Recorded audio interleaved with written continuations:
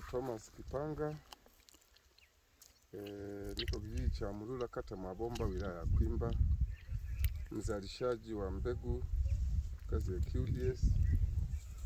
Awali ya yote nashukuru sana ujio wa mradi huu wa uzalishaji wa mbegu, kwa sababu tumeona matokeo mazuri sana kwenye mbegu aina ya mhogo Tarikazi 4. Hii mbegu tunawashukuru sana watu wa Atari kwa kutuletea hii mbegu. Imeonyesha matokeo mazuri sana kwa wilaya yetu ya Kwimba na maeneo yote, hasa hususan maeneo ya kanda ya Ziwa.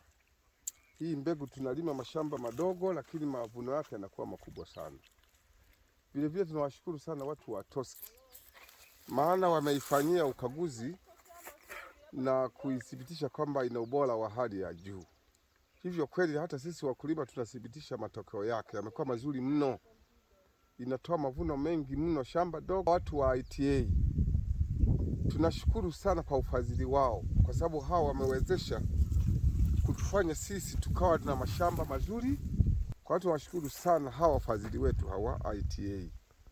Serikali na wadau wengine tupatie maeneo kama magala au maeneo ya masoko maalum, ili tuwe na masoko ya kutosha, kwa sababu tayari matokeo yameanza kuonekana mazuri sana kwa zao hili la mhogo, hususan hii mbegu ya Tarikazi 4.